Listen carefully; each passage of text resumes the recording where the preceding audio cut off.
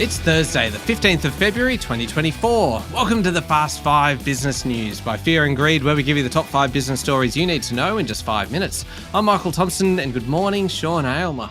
Good morning, Michael. Sean, 5 stories in 5 minutes, including a few big ones today. Story number 1.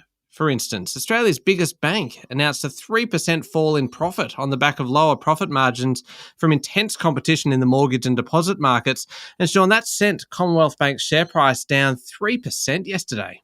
Chief Executive Matt Comyn said the lower cash profit reflects cost inflation and a competitive operating environment. Now, lower net interest income, the difference between what a bank pays on deposits and receives on loans, was offset by higher fees and market trading. What's really interesting, turns out that home loan balances at the Commonwealth Bank fell by about $2 billion during the half. That's about 100,000 customers. Massive.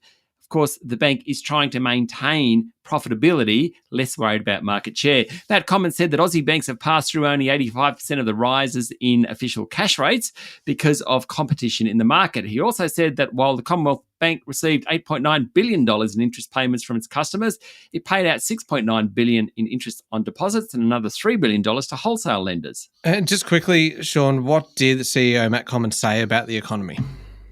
He said people are still getting used to higher interest rates and cost of living pressures. They're cutting back a bit. He said the November rate rise from the Reserve Bank, which people are now feeling, is likely to be the last, and that's good news. He remains confident that the Reserve Bank can engineer a soft landing for the Australian economy.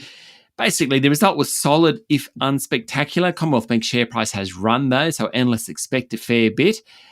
Also means the dividend yield isn't quite as good. Retail investors love the Commonwealth Bank's dividend yield. Really, the result probably didn't match all the hype, and that's why Commonwealth Bank's share price finished down. All right, on to story number 2 now, Sean. Big day in markets yesterday. The S&P ASX 200 tumbled on opening and then spent the day regaining ground. Yeah, look, it did. It was a bad day compared to what we've seen in recent times. It ended up down almost 1% or so. Big falls from Westpac, from Fortescue Metals Group, others that dropped: CSL, National Australia Bank, ANZ, Transurban, WiseTech Global, QBE, REA, you get the gist of it. Why? Because higher than expected inflation figures were released in the US. The annual US CPI was 3.1%. If you look at the details, it looks like inflation just started to pick up towards the end of that period. That sent bourses around the world lower. Now, given the US is the centre of the economic universe, the news had an impact across all asset classes. For example, the Aussie dollar fell back to 64.5 US cents. As a rule of thumb, the Australian economy is about 6 months behind the US economy. So, a starter in the downward trend in underlying inflation also hit local bond markets. That means investors here don't reckon there's going to be a rate cut until December this year. Okay, story number 3. Treasury Secretary Stephen Kennedy fronted a Senate committee yesterday and said there is an historic opportunity to hold the unemployment rate in the low 4s on an ongoing basis, and that would be, quote, life-changing for many disadvantaged Australians. We haven't had that since the 1970s. Dr. Kennedy said inflation's on track to drop to 2.75% by the middle of next year, and there's been no evidence of a wage price spiral emerging and no evidence of a change in inflation expectations. He said it provides further confidence that the unemployment rate can be maintained at levels previously thought unsustainable.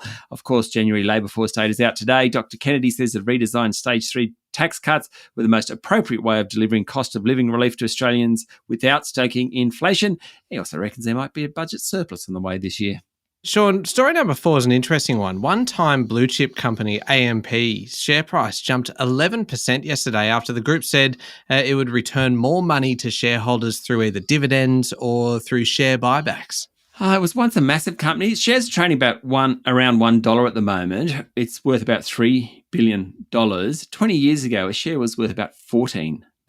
Amazing how much it's fallen. CEO Alexis George announced a fall in net profit because of some restructuring costs and a big bill to settle a financial advisor class action. Take those out, it actually made a bit of a profit. Nowadays, AMP has a bank, which is struggling, a wealth management business that provides superannuation, retirement and investment products, and that's actually doing a lot better. It also has a financial advice business that lost money last half. Finally, Sean, story number 5. I love this story. It was Valentine's Day yesterday. Of course it was. And I know you're an old romantic. You're a bit of a softie. And while some do get a bit upset at the obvious commercialism around what is essentially an arbitrary date in the year, Our local celebrations here compare poorly to India, where it's not just Valentine's Day, it is Valentine's Week, Sean.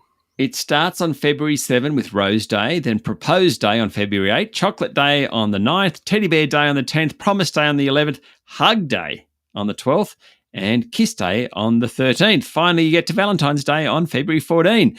Now, no one's quite sure why February 14 was picked. It might have been when St. Valentine was executed for secretly marrying couples to stop the males going off to war. It might come from a Roman festival of the 14th century. Whatever, it certainly resonates in India. Gifting platform FNP delivered a record 350 roses a minute ahead of yesterday. Food delivery platform Zomato was dispatching 406 chocolates per minute, according to Bloomberg. For retailers in India, it's become a flagship event. It certainly has. There we go, the top 5 business stories in 5 minutes. Thank you, Sean. Thank you, Michael. It's Thursday, the 15th of February 2024. Remember to hit follow on the podcast, and if 5 minutes isn't enough, you can find our longer daily show called Fear and Greed Business News wherever you listen to podcasts. I'm Michael Thompson, and that was the Fast 5 Business News by Fear and Greed. Have a great day.